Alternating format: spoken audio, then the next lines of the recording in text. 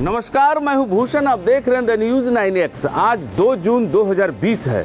2 जून 2020 की बड़ी खबरें क्या है, सबसे पहले जानते हैं कोरोना अपडेट। देश में कोरोना के संक्रमितों का आंकड़ा तेजी से बढ़ रहा है।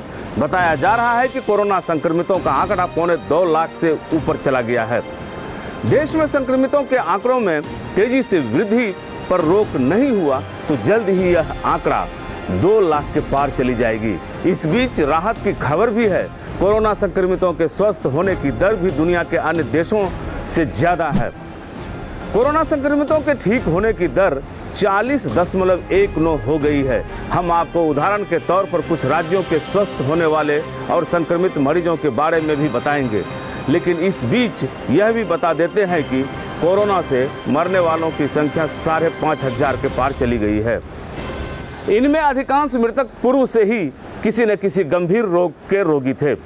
ऐसे रोगियों की इम्यून पावर कम थी। कोरोना वायरस को वैसे लोगों को अपना शिकार बनाने का चांस मिल गया। इससे हम सभी लोगों को जागरूक रहना पड़ेगा। हमें अपने शरीर के इम्यून को बढ़ाने की लगातार कोशिश करनी होगी। कोरोना को पछाड़ने के लिए हमें तमाम उपाय अपनाने होंगे।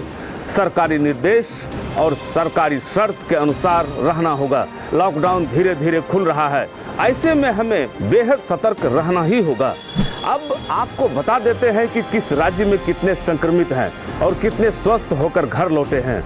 शुरुआत महाराष्ट्र से करते हैं। महाराष्ट्र में कुल संक्रमितों की संख्या 70,013 है तो स्वस्थ होने वालों की संख्या 30,108 है। तमिलनाडु में संक्रमितों की संख्या 23,495 है तो स्वस्थ होने वालों की संख्या 13,170 है। उसी प्रकार दिल्ली में 20,834 में से 8,746, गुजरात में 17,217 संक्रमितों में से 10,780, राजस्थान के 9100 संक्रमितों में से 6,213 स्वस्थ होकर घर वापस हुए हैं। बात करें मध्य प्रदेश की तो वहां 8,283 में से 5,003। बात करें उत्तर प्रदेश की तो वहां कुल 8,361 संक्रमितों में से 5,030 स्वस्थ हो चुके हैं। उसी प्रकार पश्चिम बंगाल में 2306 मरीज स्वस्थ हुए हैं, जबकि संक्रमितों की संख्या 5,772 है। बिहार के 3,945 संक्रमितों में से 1,741 मरीज स्वस्थ हो गए। मरीजों का स्वस्थ होना सरकार और स्वास्थ्य विभाग की सजगता के कारण ही संभव हो पाया है। चलते हैं बिहार की ओर।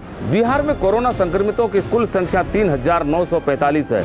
स्वस्थ होने वालों की संख्या हमने पहले ही बता दिया है। इस रोग से मरने वालों की संख्या 23 हो गई।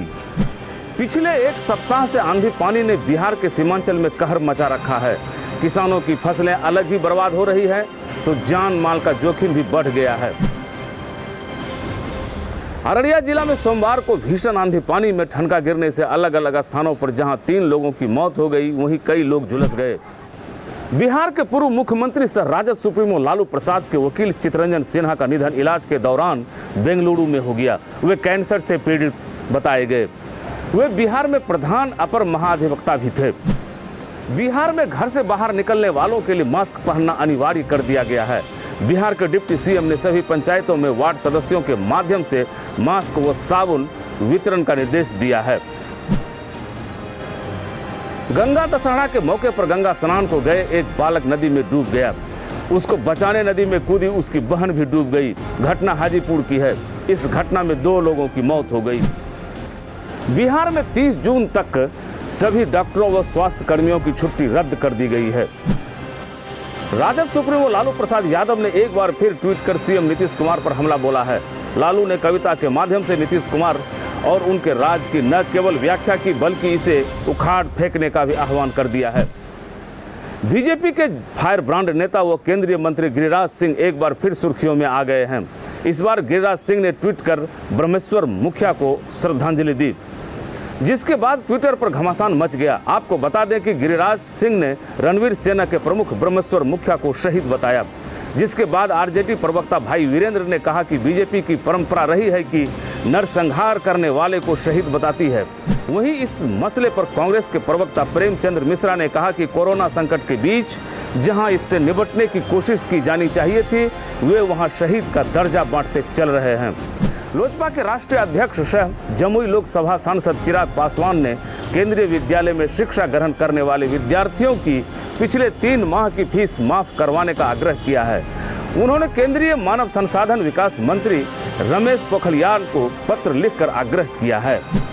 9 जून को बिहार में बीजेपी की वर्चुअल रैली होगी।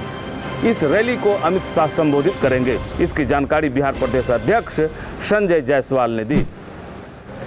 इस घोषणा के बाद सियासत भी गर्म हो गई है। आरजेडी ने बीजेपी के इस घोषणा के खिलाफ 9 जून को गरीब अधिकार दिवस मनाने का ऐलान कर दिया है। तेजस्वी ने प्रेस कॉन्फ्रेंस कर 9 जून की रैली पर पलटवार करते हुए कहा कि कोरोना के कारण देश में गरीबों की हालत खराब है, मजदूर मर रहे हैं और बीजेपी रैली कर रही है। बिहार, झारखंड और पश्चिम बंगाल में अभी प्री मानसून की वर्षा हो रही है। असली मानसून का असर 15 से 20 जून के बीच होगा। इसके बाद वर्षा लगातार होगी, ऐसा पूर्वानुमान है। इस बीच तूफान के कारण भारी वर्षा के आसार हैं।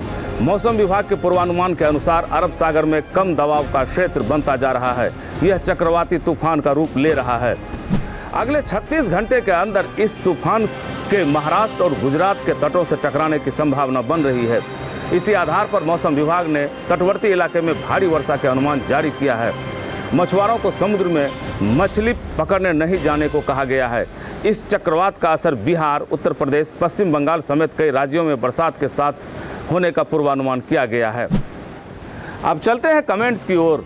अमृतसर से जितेंद्र यादव ने कमेंट कर जानना चाहा है कि उसे बिहार के लिए गाड़ी कब मिलेगी। मधेपुरा के भूषण कुमार ने लिखा है कि वे अपने साथियों के साथ नागालैंड में फंसे हुए हैं, बिहार आना चाहते हैं।